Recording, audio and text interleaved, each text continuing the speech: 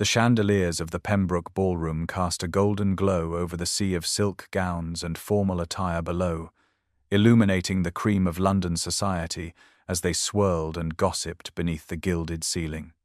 Lady Eleanor Blackwood stood at the periphery, her 26 years weighing upon her shoulders as she observed the whirling couples with a mixture of resignation and carefully concealed longing. Her lavender gown, modest and at least one season out of fashion, had seemed perfectly adequate when she had left home, but now beneath the critical eyes of the ton, she felt every inadequacy of the garment and, by extension, herself. Eleanor possessed the kind of beauty that required a second glance to appreciate, intelligence shining in her deep brown eyes, her chestnut hair arranged simply compared to the elaborate styles surrounding her. She had just summoned the courage to approach a circle of acquaintances when Lady Victoria Winfield, the acknowledged beauty of 3 seasons, turned with a predatory smile that immediately caused Eleanor to falter mid-step. Some ladies would be better served remaining with their books rather than attempting to join society, Lady Victoria said, her voice perfectly calibrated to carry to nearby guests without appearing to be a direct attack. The group tittered obligingly, several glancing at Eleanor with expressions ranging from embarrassment to poorly disguised amusement. Eleanor felt the blood rush to her cheeks as the barb found its target with precise accuracy. Her reputation for preferring libraries to ballrooms was well known, as was Lady Victoria's resentment of Eleanor's connections to several influential literary circles that had rejected Victoria's more superficial attempts at intellectual engagement. The worst part was not the mockery itself, but the grain of truth it contained. Eleanor did feel more at home among books than people, having discovered early that volumes bound in leather judged less harshly than those bound in corsets and cravats. She stood frozen for a moment, mortification washing through her veins like ice water, yet years of her mother's careful training in proper behavior allowed her to maintain an outward composure that belied her inner turmoil. With a slight nod that acknowledged the hit without conceding defeat, Eleanor turned away, her back straight, her steps measured. She could feel the weight of stares following her retreat, hear the whispers already beginning to circulate. Despite her respectable family name and comfortable, if not vast, fortune, Eleanor had never quite mastered the delicate art of belonging in these gilded rooms where lineage and beauty counted for more than the contents of one's mind or character. As she navigated between groups of laughing guests, careful to keep her expression neutral despite the burning behind her eyes, Eleanor realized that this incident was merely the culmination of a lifetime spent on the periphery, forever looking in at a society that valued precisely the qualities she lacked and dismissed those she possessed in abundance. What she needed now was escape, temporary though it might be, to a place where she could catch her breath and rebuild her armor before facing the glittering battlefield once more, or, perhaps more honestly, somewhere to hide until she could slip away, without drawing further attention to her humiliation. Eleanor slipped from the ballroom with practiced discretion, navigating the less-traveled corridors of Pembroke House until she found herself before the heavy oak doors that promised sanctuary. With trembling fingers she turned the brass handle and stepped inside the vast library, the sounds of the ball immediately muffled as the door swung shut behind her. The room welcomed her with familiar comfort, dim and peaceful, illuminated only by a few oil lamps that cast soft halos of amber light across sections of the space, leaving corners and alcoves in soothing shadow. The scent enveloped her instantly, that distinctive fragrance of leather bindings, aging paper, and furniture polish that had always signaled safety to her since childhood. Towering shelves stretched from floor to ceiling, filled with countless volumes arranged in meticulous order, their spines creating a tapestry of burgundy, forest green, and rich navy blue. Eleanor moved deeper into the room, exhaling fully for what felt like the first time all evening, her fingers instinctively reaching out to trail along the book spines as she passed. The cool leather beneath her fingertips grounded her, reminding her of who she truly was, beyond the inadequate social creature that Lady Victoria had so effortlessly exposed. Better to be judged for absence than presence, she thought, a rueful smile touching her lips as she allowed herself the honesty of this admission. Here, Surrounded by the accumulated wisdom and imagination of countless minds across centuries, the petty cruelties of a ballroom seemed almost laughably insignificant. Eleanor wandered toward a secluded window seat partially hidden behind a tall shelf of historical texts, a spot that would remain invisible from the doorway should anyone else seek temporary escape from the festivities. As she settled onto the cushioned bench, the distant strains of the orchestra barely audible through thick walls and heavy draperies, the tears she had so valiantly contained finally spilled over. They fell silently, without the indignity of sobs, merely the release of accumulated tension as her shoulders gradually relaxed from their defensive posture. In this moment of privacy, Eleanor acknowledged the truth that she had spent years attempting to conform to a society that fundamentally misunderstood and devalued her essential nature. Books had never found her wanting, had never cruelly dismissed her contributions or mocked her preferences. They offered their wisdom freely without judgment, revealing their secrets to anyone patient enough to seek them, regardless of beauty or social standing.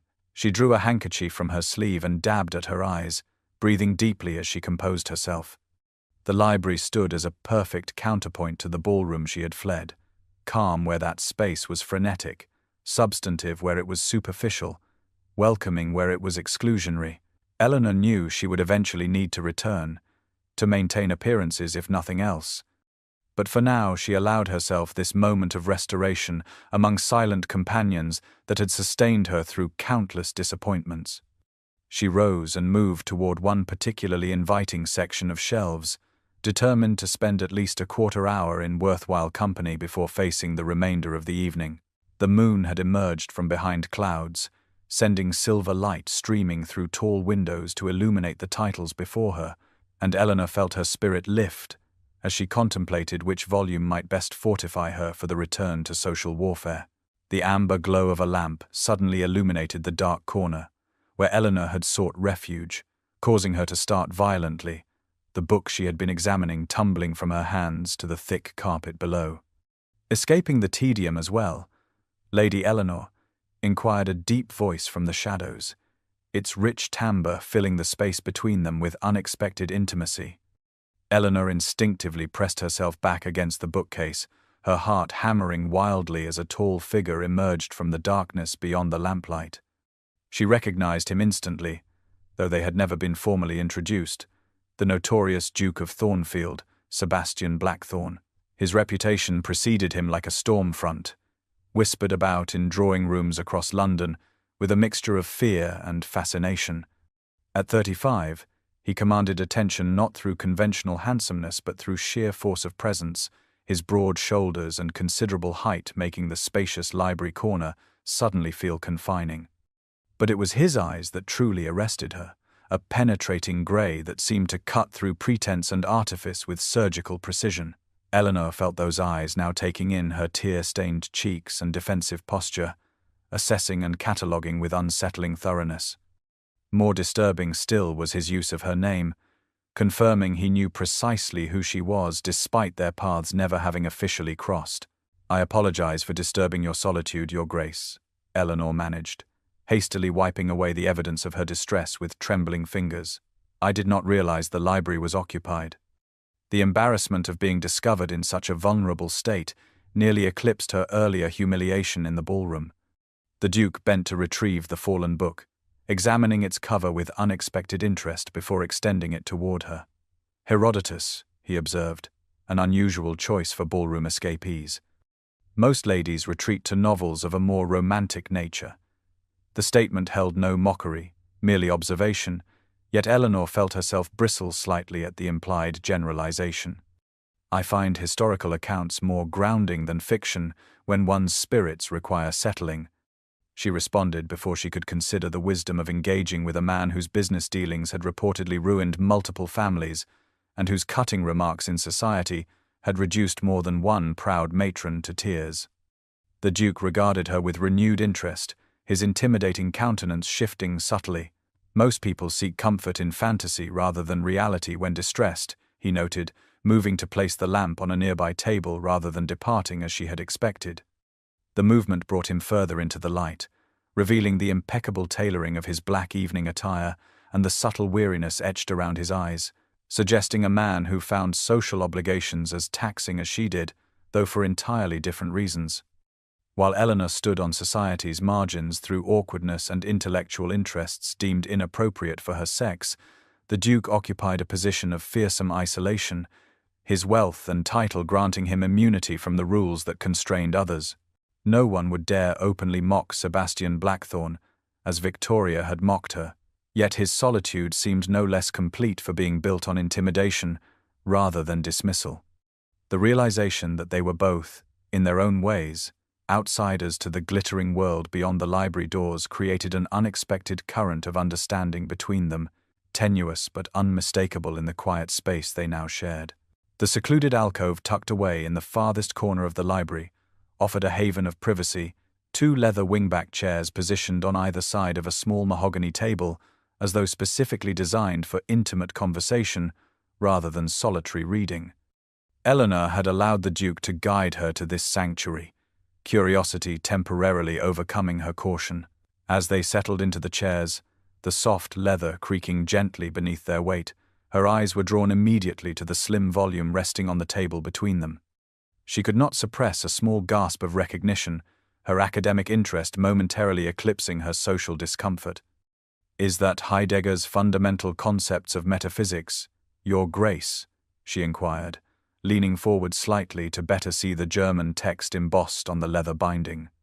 "Few people recognize Heidegger's value," the Duke commented, his tone reflecting genuine surprise as he regarded her with heightened interest.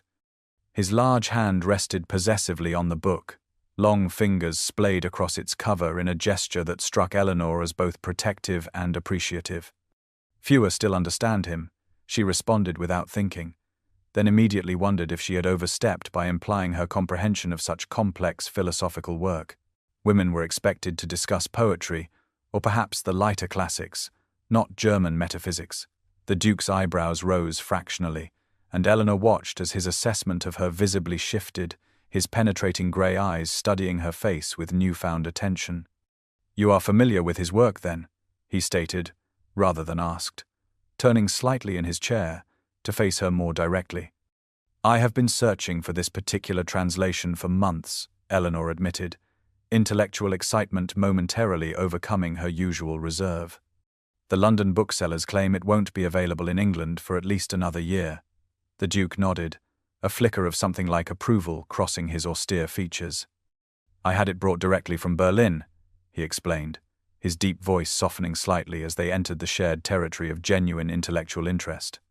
His concept of profound boredom as a fundamental mood revealing the emptiness behind social convention seems particularly relevant in certain company, he added, with what Eleanor suddenly realized was a subtle reference to the very ball they had both escaped.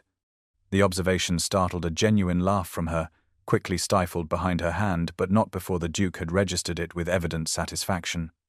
Their conversation flowed with surprising ease after that initial connection, moving from Heidegger to broader German philosophy, then to differences between continental and British philosophical traditions. Eleanor found herself increasingly animated as the Duke challenged her interpretations with insights that revealed a truly formidable mind behind his intimidating exterior. More remarkable still was his willingness to consider her counterarguments, treating her intellectual positions with a seriousness she had rarely experienced outside correspondence with other female scholars. With each exchange, the space between them seemed to reconfigure itself, no longer defined by their respective social positions, but by the invisible architecture of ideas they were constructing together. Eleanor gradually became aware that the Duke was watching her with an intensity that went beyond academic interest, observing the flush of enthusiasm on her cheeks and the graceful movements of her hands as she emphasized particular points. For his part, Sebastian Blackthorne was discovering that the reserved spinster daughter of Viscount Blackwood possessed not merely a passing acquaintance with complex ideas, but a deeply original mind, capable of insights that challenged his own carefully constructed intellectual framework. The notorious Duke of Thornfield, feared in boardrooms and ballrooms alike, found himself experiencing something entirely unexpected in that quiet library alcove, a sensation he eventually recognized as respect, tinged with a curiosity that had nothing to do with books and everything to do with the remarkable woman discussing them so passionately before him. The Pembroke Ballroom had reached its zenith of activity when Eleanor finally emerged from her library sanctuary, the orchestra playing a spirited quadrille that filled the vast space with sound and movement, while couples whirled across the polished floor in perfect synchronicity. Though her eyes remained slightly reddened from her earlier emotional release, Eleanor carried herself with a composure that had been absent when she fled an hour before, something in her bearing subtly altered by the unexpected encounter in the library. Whispers still followed her progress across the room, Lady Victoria's barbed comments having circulated thoroughly during her absence, yet they seemed to touch her less deeply now, as though the conversation with the Duke had formed an invisible barrier between Eleanor and society's casual cruelties. She had barely reached her assigned seat when her aunt, Lady Millicent Blackwood, descended upon her with poorly concealed concern, etched across her features. "Where have you been hiding, dear?" she inquired, her eyes darting around the room as though assessing how many had noted Eleanor's prolonged disappearance. "Finding better company than deserved me here," Eleanor replied cryptically, accepting a glass of punch from a passing footman with a small nod of thanks. Her aunt studied her with narrowed eyes, clearly sensing something had transpired during her niece's absence, but unable to decipher the subtle transformation in Eleanor's demeanor. Before Lady Millicent could press further, a ripple of awareness passed through the nearby guests, conversations pausing momentarily as the Duke of Thornfield entered the ballroom through the same doors Eleanor had used minutes earlier. He moved through the crowd with characteristic authority, acknowledging greetings with minimal courtesy while maintaining the aloof expression that had become his hallmark in society. Several ambitious mothers with eligible daughters straightened immediately, their calculating gazes following his progress, while mentally reviewing strategies for engineering introductions. The Duke, however, seemed entirely indifferent to the stir his appearance created, his attention focused elsewhere with singular intensity. Across the crowded room, his eyes found Eleanor with unerring precision, holding her gaze for a brief moment before offering a nearly imperceptible nod, acknowledging their shared secret, before continuing on his way toward his host. The subtle exchange lasted mere seconds, unnoticed by most of the assembled guests, yet Eleanor felt the weight of it as tangibly as if he had crossed the room to speak with her directly. Lady Millicent, however, missed nothing, her years of navigating society having honed her observational skills to razor sharpness. "Eleanor, dear, did you perhaps encounter the Duke during your absence?" she inquired with careful nonchalance that failed to disguise her sudden intense interest. "He appeared to acknowledge you just now." "I believe the Duke was merely being polite, Aunt," Eleanor responded, struggling to keep her expression neutral despite the warmth creeping into her cheeks. Even as she deflected her aunt's curiosity, Eleanor sensed a fundamental shift in her relationship to the glittering, superficial world surrounding her. The ballroom remained as intimidating and exclusionary as before, its unwritten rules and subtle hierarchies designed to elevate some while diminishing others, yet her perspective had altered. For the first time, Eleanor had experienced the exhilaration of being truly seen by another, her mind engaged rather than dismissed, her thoughts valued rather than tolerated. That recognition, coming from the most unexpected source imaginable, had planted something resilient within her, a quiet certainty that would not easily be uprooted by society's casual cruelties or Lady Victoria's pointed barbs. Across the room, Sebastian Blackthorne endured the social niceties required of his station with mechanical precision, his thoughts repeatedly straying to the remarkable woman who had challenged his long-held assumptions about female intellect and the predetermined categories into which he had sorted humanity. The literary season in London offered a wealth of intellectual gatherings for those inclined toward more cerebral pursuits than the endless cycle of balls and dinners that occupied most of society. Eleanor had always found refuge in these events, moving between poetry readings at intimate salons, scholarly lectures on ancient civilizations held in musty university halls, and exclusive viewings of rare manuscripts organized for select bibliophiles. What changed, however, was the unexpected presence of the Duke of Thornfield at these previously overlooked occasions. The first encounter seemed merely coincidental, Sebastian Blackthorne appearing at the back of a crowded lecture on Etruscan burial practices, just as Eleanor settled into her usual seat near the front. Their eyes met briefly across the room, mutual recognition flickering between them before the Duke offered a slight bow of acknowledgement. By the third such meeting, at a private viewing of medieval illuminated texts at the British Museum, even Eleanor could no longer attribute his presence to chance. The Duke sought her out with increasing deliberation, no longer maintaining the pretense that their shared intellectual interests had simply placed them in the same location. Though he remained reserved by conventional standards, those who knew his reputation for aloofness would have been shocked by the attention he showed Lady Eleanor Blackwood, lingering near her at refreshment tables, offering observations that invited her response, eventually claiming seats beside her with an air of casual inevitability. Eleanor found herself experiencing an unfamiliar flutter of anticipation before each literary event, wondering if he would appear, secretly delighted when his tall figure materialized in doorways or across crowded rooms. These encounters existed in a realm apart from conventional social interactions, governed by the exchange of ideas rather than the currency of flattery and position that dominated ton gatherings. During a particularly spirited discussion following a controversial new translation of Homer, Eleanor had challenged the Duke's interpretation with a boldness that would have scandalized onlookers had they been in a ballroom rather than a book-lined study belonging to an eccentric professor. "Your insights challenge my thinking, Lady Eleanor," the Duke admitted afterward, falling into step beside her as they exited into the cool evening air, his tone reflecting genuine respect rather than mere courtesy. "I cannot recall the last time anyone has forced me to reconsider a position so thoroughly held." The admission, offered without reservation, marked a turning point in their evolving connection. Sebastian Blackthorne was a man unaccustomed to acknowledging intellectual equals in any sphere, yet he had publicly conceded to her superior argument without apparent concern for traditional gender hierarchies that would have demanded her deference to his opinion regardless of its merit. For her part, Eleanor discovered that the formidable Duke possessed not only a brilliant analytical mind, but unexpected flashes of dry humor that emerged more frequently as their acquaintance deepened. His observations on the pomposity of certain scholars or the circular arguments presented in popular texts would catch her off guard, coaxing surprised laughter from her that earned curious glances from others nearby.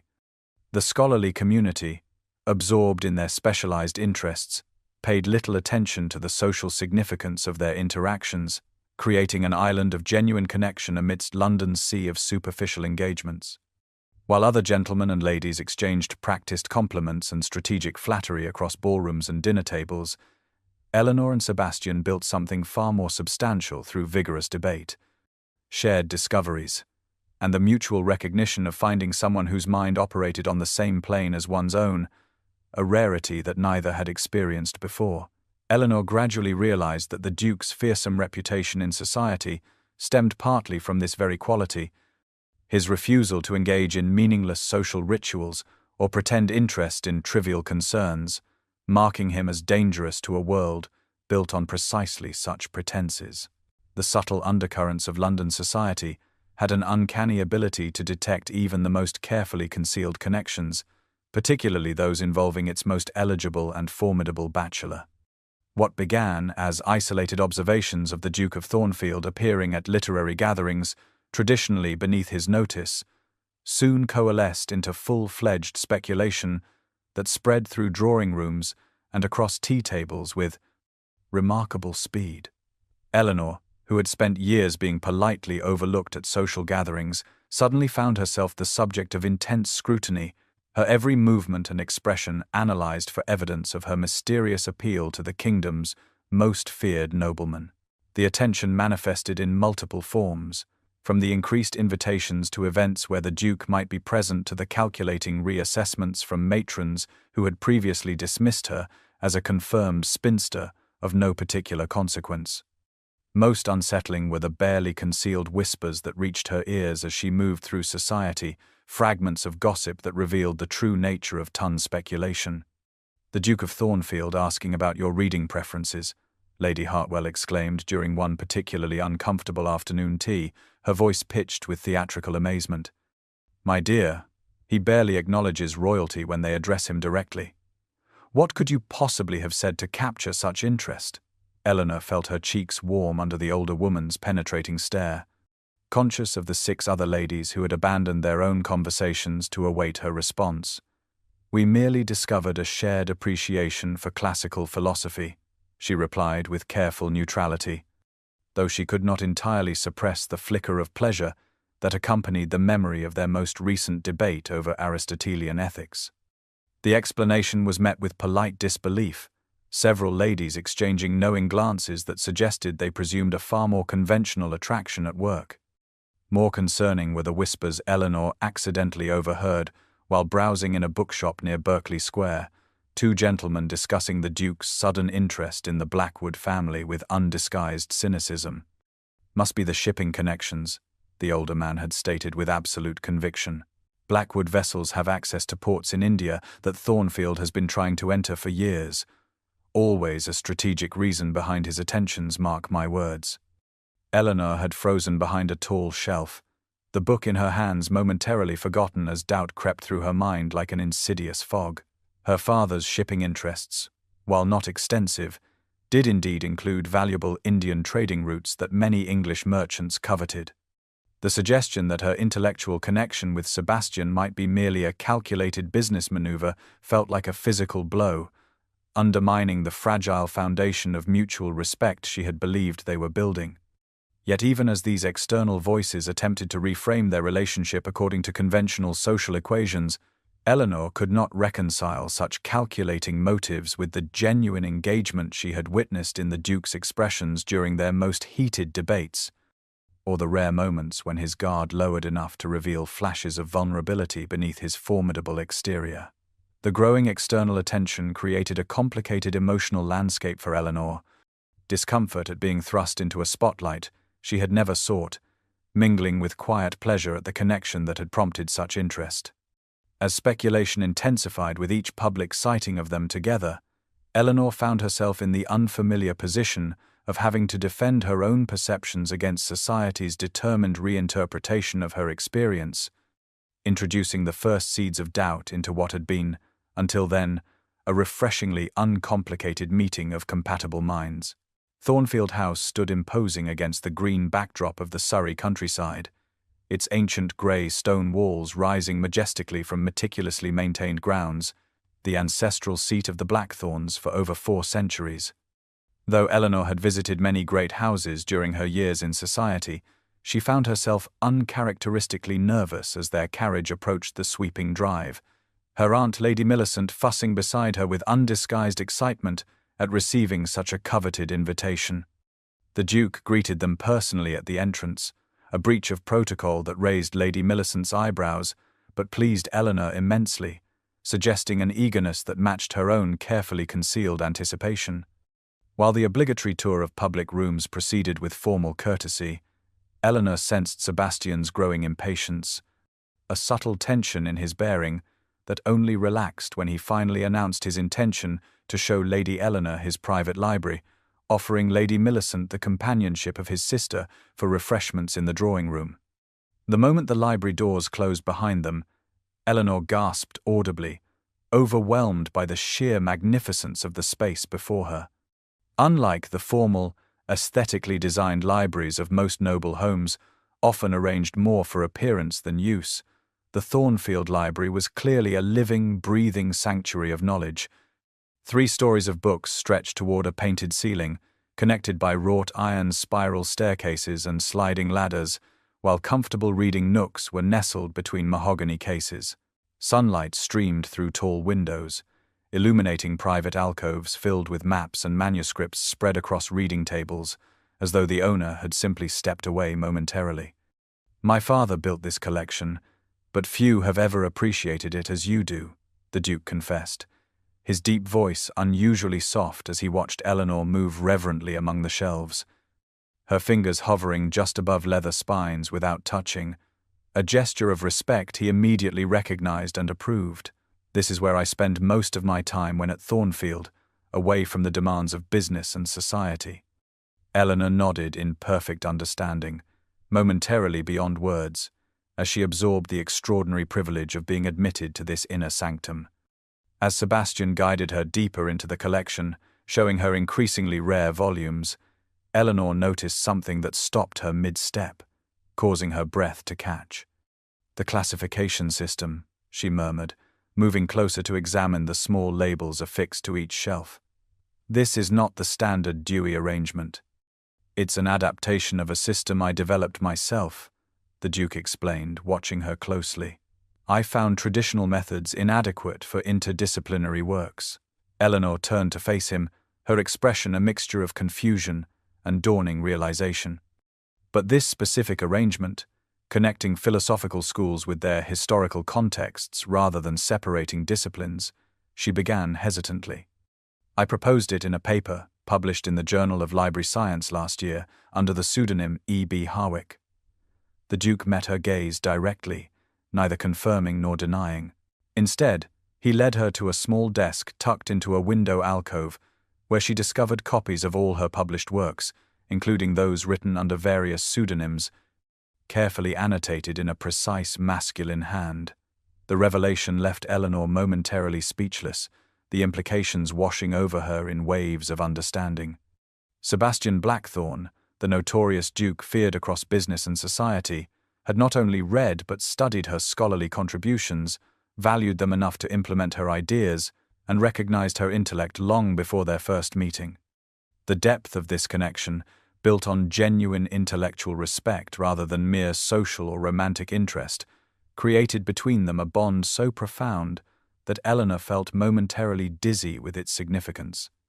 In this private sanctuary, surrounded by the accumulated knowledge that had shaped them both, Eleanor glimpsed for the first time the true man beneath the fearsome exterior, a solitary scholar who had recognized in her a kindred spirit worthy of his trust and vulnerability.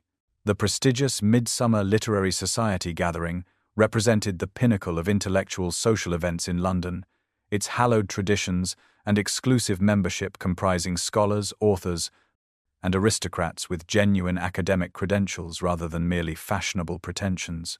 Eleanor had attended these quarterly meetings for years, finding rare acceptance among this community where ideas held greater currency than titles or beauty. This particular evening had begun pleasantly enough, the grand salon of Lord Pembourne's townhouse filled with animated discussions of recent publications and scholarly debates, lending the atmosphere of vibrant energy, entirely absent from conventional social gatherings. Eleanor moved through the crowd with unusual ease, her recent appearances in the company of the Duke of Thornfield having elevated her standing even within this meritocratic circle. She failed to notice Lady Victoria Winfield observing her from across the room, the beautiful young woman's presence at such an event being itself unusual enough to have warranted comment among regular attendees. What Eleanor could not know was that Victoria had orchestrated her invitation through careful manipulation of her uncle's position on the membership committee, her purpose not intellectual enrichment but carefully calculated revenge. The opportunity arose during the evening's formal discussion, a tradition wherein members presented noteworthy texts for group analysis. Lord Pembourne had just completed reading a passage from an obscure Persian philosophical work recently translated into English when Victoria raised her gloved hand with practiced delicacy. "I wonder," she began, her melodious voice carrying across the now quiet room, "if we might benefit from Lady Eleanor Blackwood's interpretation of this particularly challenging passage. She is, after all, known for her expansive knowledge of Eastern philosophical traditions. Perhaps Lady Eleanor might enlighten us on this passage's meaning," Victoria suggested with false sweetness, her eyes glittering with malicious anticipation. The room turned expectantly toward Eleanor, who felt a momentary surge of panic rising in her chest. The Persian text was deliberately obscure, its translation controversial, and Victoria had clearly expected her ignorance to be publicly exposed, completing the humiliation begun at the Pembroke ball. Eleanor glanced instinctively towards Sebastian, standing near a window across the room, his tall figure instantly recognizable. His expression had darkened dangerously as he recognized the trap, his body tensing as though preparing to intervene. But as their eyes met briefly across the crowded salon, Eleanor felt an unexpected calm replace her initial fear. The Duke had shown her this very translation in his library just days before, their discussion of its controversial passages having occupied an entire afternoon. Drawing a deep breath, Eleanor rose gracefully to her feet and began to speak, her voice growing steadily stronger as she addressed the complexities of the text, comparing the new translation with earlier interpretations and connecting its central arguments to both Western and Eastern philosophical traditions. Her comprehensive analysis left the room in impressed silence, several senior scholars nodding appreciatively at insights they themselves had not considered. When she finished, applause broke out spontaneously, while Lady Victoria sat rigid with fury, her scheme having backfired spectacularly. From his position across the room, Sebastian watched with undisguised admiration, something fierce and protective in his gaze that transcended mere intellectual approval. As the formal discussion concluded and members broke into smaller conversational groups, Eleanor found herself surrounded by genuine appreciation, scholars seeking her opinions on related texts. The satisfaction of this triumph was made complete when she glimpsed Victoria slipping away early, her carefully constructed humiliation having transformed instead into a moment of scholarly triumph that would cement Eleanor's reputation in intellectual circles permanently. The stunned silence that followed Eleanor's comprehensive analysis of the Persian text had barely settled when the Duke of Thornfield stepped forward from his position near the window, his commanding presence instantly drawing every eye in the room. Before Lady Victoria could recover enough to attempt further mischief, Sebastian spoke in a voice that carried effortlessly through the salon, its measured tone belying the cold fury evident in his expression. "Lady Victoria," he began, addressing her directly rather than the assembly at large, a breach of protocol that emphasized the personal nature of his intervention. "Since you have such interest in Eastern philosophical traditions, perhaps you might share with us your interpretation of the comparative themes in Confucian and Taoist approaches to governance." The challenge, delivered with deadly precision, exposed the trap Victoria had attempted to set. Her momentary expression of panic confirmed what everyone now understood, that she had no genuine knowledge of the subject she had so confidently introduced. "I have found Lady Eleanor's understanding of literature unmatched in London society, including by those who use knowledge merely as a weapon," the Duke stated coldly when Victoria failed to respond, his gaze sweeping the assembled scholars and aristocrats with such intensity that several flinched visibly. Her contributions to academic discourse, both acknowledged and anonymous, represent the true spirit of intellectual inquiry that this society was founded to foster. The unprecedented public declaration from a man known for his reticence created a ripple of shocked whispers throughout the room. Never in the memory of even the oldest members had the Duke of Thornfield expressed such open admiration for anyone, let alone defended someone against social attack. As he moved to stand beside Eleanor, Sebastian briefly allowed his hand to touch hers, a gesture of support and solidarity that, though momentary, was observed by everyone present. The significance of that simple touch, conveying intimacy and connection that transcended mere intellectual respect, would be dissected in drawing rooms across London by morning. Eleanor felt her cheeks flush with a combination of surprise at his intervention and the profound emotion his words had stirred within her.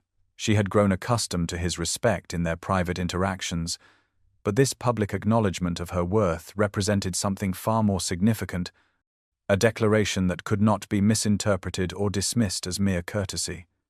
For the Duke of Thornfield to place his formidable reputation and influence behind her so unequivocally altered the social equation permanently.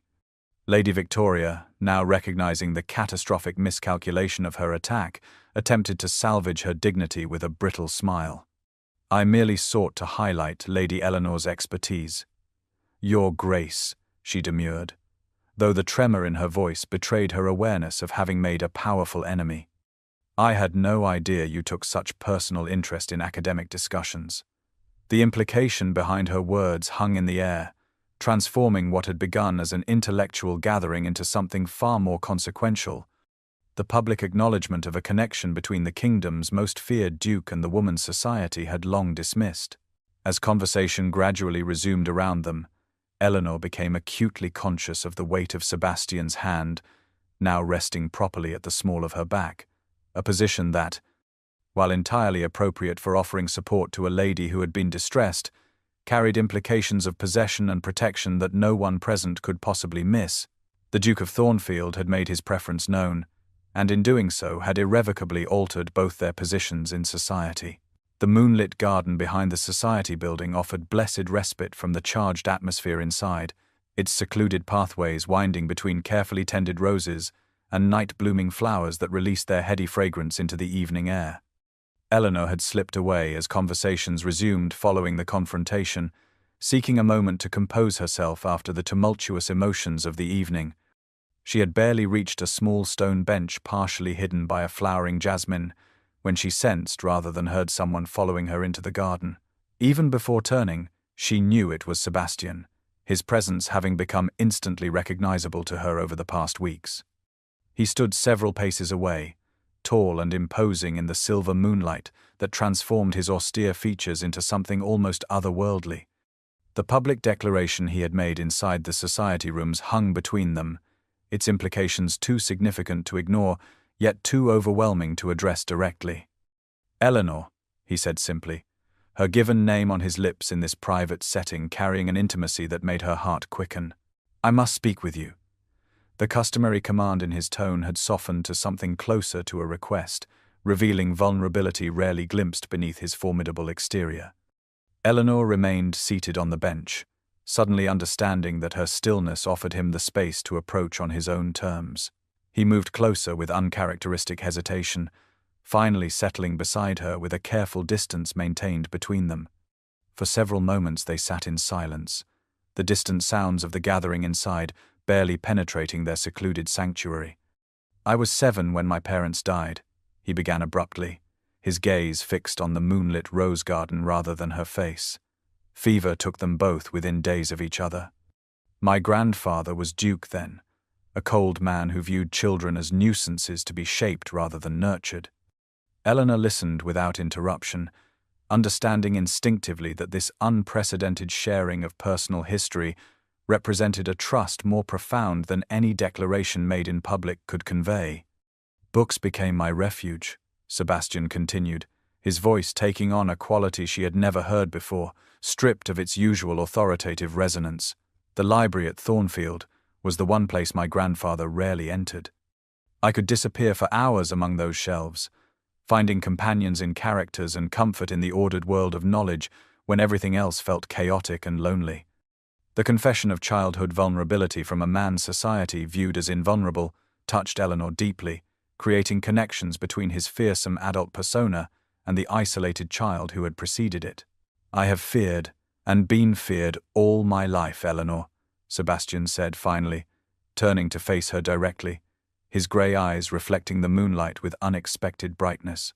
"Until you saw beyond that, to the man behind the title." The raw emotion in his voice stripped away the last barriers between them, revealing that beneath the notorious Duke of Thornfield existed simply Sebastian, a man whose isolation mirrored her own in many ways, though born of different circumstances. Where Eleanor had been dismissed and overlooked, Sebastian had been feared and misunderstood, both experiences creating souls that had learned to seek connection through ideas rather than conventional social bonds. Eleanor found herself reaching for his hand before she could consider the propriety of such a gesture, her fingers entwining with his in wordless understanding of shared experience. "My parents never understood my preference for books over balls," she offered in return, her own confession creating balance between them. "My sisters were all beauty and charm while I was all questions and arguments. After a while, it seemed easier to retreat into scholarship than repeatedly disappoint expectations I could never fulfill." The vulnerability they exchanged in that moonlit garden transcended mere romantic attraction, creating between them a recognition of kindred spirits who had found in each other the acceptance they had sought all their lives. He through intimidation, and she through intellectual retreat. The garden path brought them to a literal crossroads where several walkways converged around a small fountain, its gentle splashing creating a soothing melody in the night air. Sebastian rose from the bench, drawing Eleanor to her feet beside him, still maintaining his gentle hold on her hand. The moonlight illuminated his aristocratic features with unusual softness, revealing nuances of expression typically concealed by his carefully maintained reserve. "Eleanor," he began, his voice deep and resonant in the quiet garden, "I have existed rather than lived for most of my adult life, moving through the world as the Duke of Thornfield, a title rather than a man. When I met you in that library, something awakened in me that I had forgotten existed, the possibility of genuine connection with another human being." His directness was characteristic of his approach to all matters, yet Eleanor detected an underlying vulnerability that made this moment entirely different from his confident business negotiations or authoritative social pronouncements. "I am not a man given to romantic declarations or flowery sentiments," he continued, "but I find I cannot imagine returning to my solitary existence now that I have discovered what it means to be truly understood. Will you do me the honor of becoming my wife, Eleanor, not for my title or fortune, but for the possibility of building a life together founded on mutual respect and understanding?" The proposal, delivered with Sebastian Blackthorne's typical straightforwardness, nevertheless contained emotional depths that belied his reputation for coldness. Eleanor felt momentarily overwhelmed, her heart recognizing the rightness of their connection, even as her mind raised practical objections born of years of social conditioning. "You could have any woman in England, Sebastian," she said softly, giving voice to the doubt that had lingered since society first noticed their association. "Why choose one who was banished from ballrooms? Someone deemed too plain, too intellectual, too unconventional to be truly desirable?" The question was not coyness or false modesty, but a genuine fear that he might eventually regret choosing someone society considered so thoroughly unexceptional.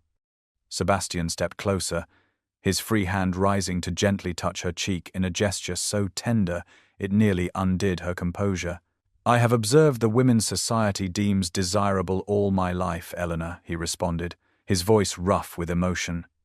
"Beautiful, accomplished creatures trained since birth to reflect a man's status rather than challenge his mind or touch his soul. When I am with you, I am neither feared nor flattered, but simply understood. You see me, not the Duke, not the fortune, not the power, but the man beneath all those trappings, the lonely boy who found solace in books, the adult who built walls to protect what remained of his heart." Eleanor noticed with surprise that his hand trembled slightly against her cheek. This small betrayal of nervousness from a man renowned for his unshakable composure, affecting her more deeply than any grand romantic gesture could have done. The Duke of Thornfield, feared in business negotiations across continents, was vulnerable before her, awaiting her answer with an uncertainty that revealed just how much her response meant to him.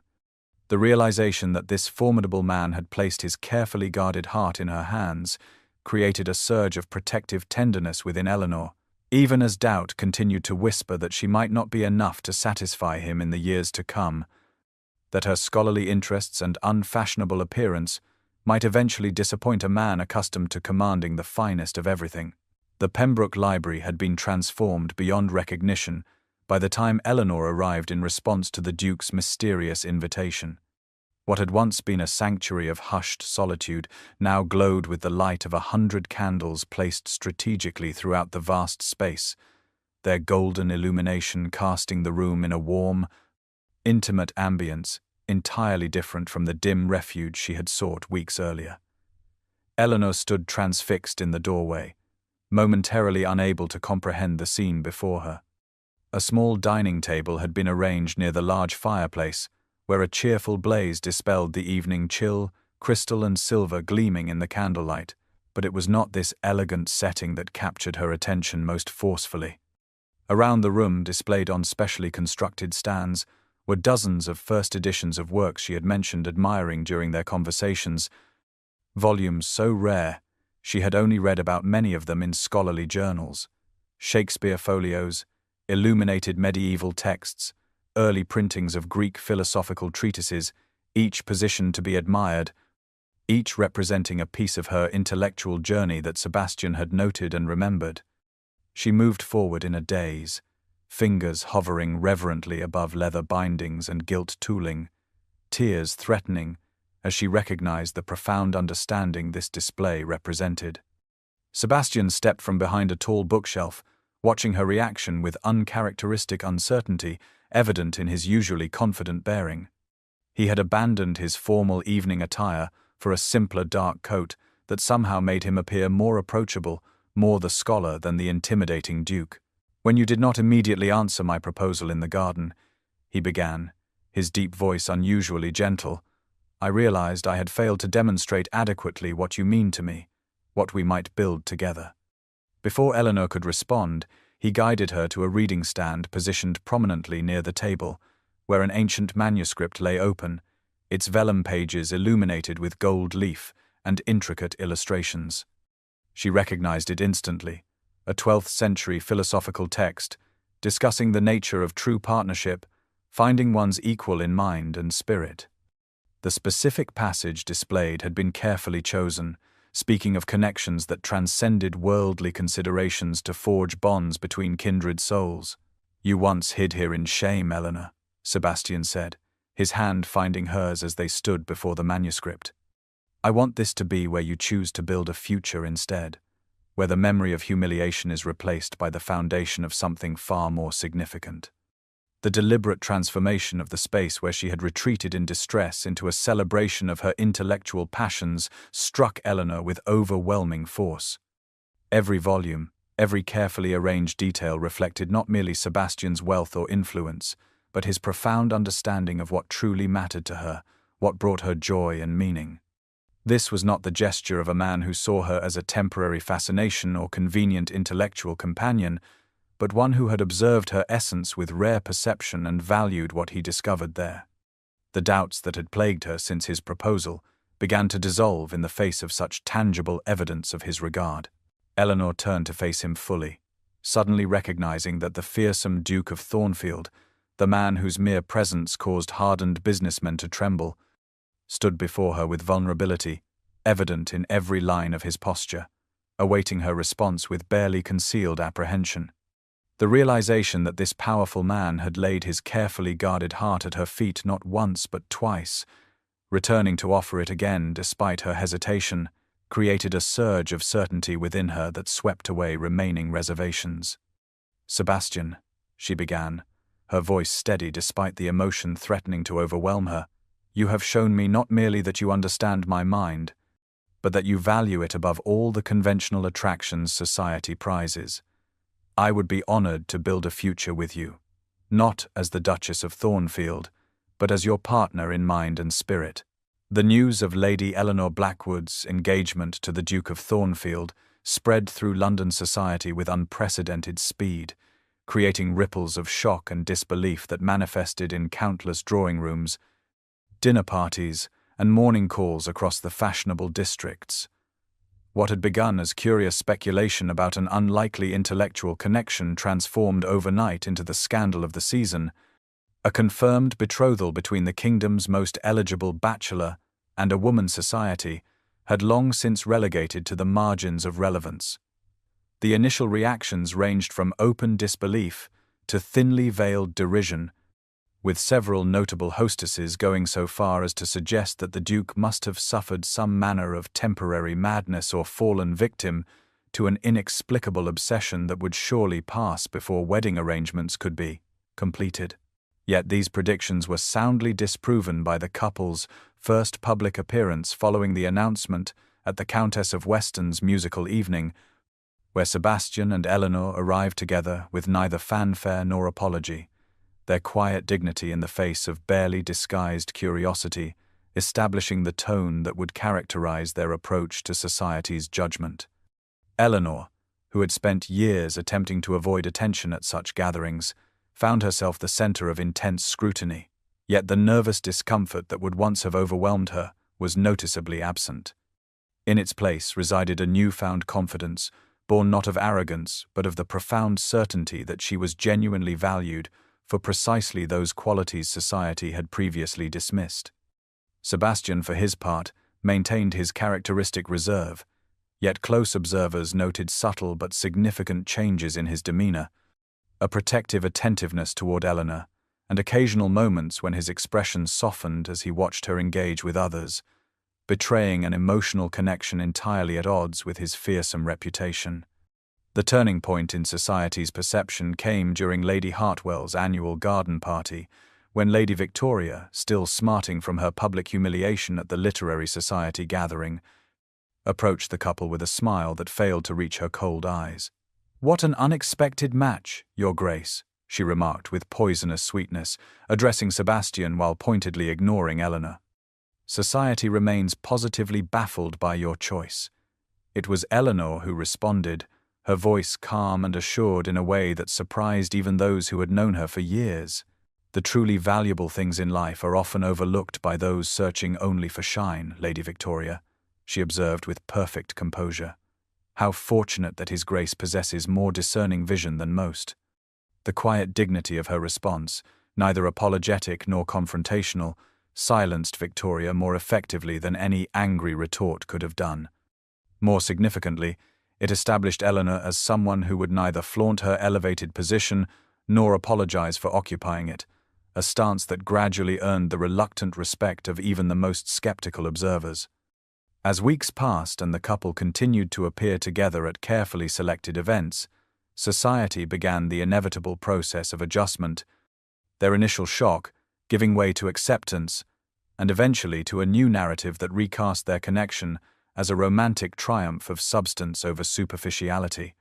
The Duke of Thornfield, whose cold demeanor had once caused matrons to shield their daughters from his critical gaze, found his reputation softened by his evident devotion to Eleanor.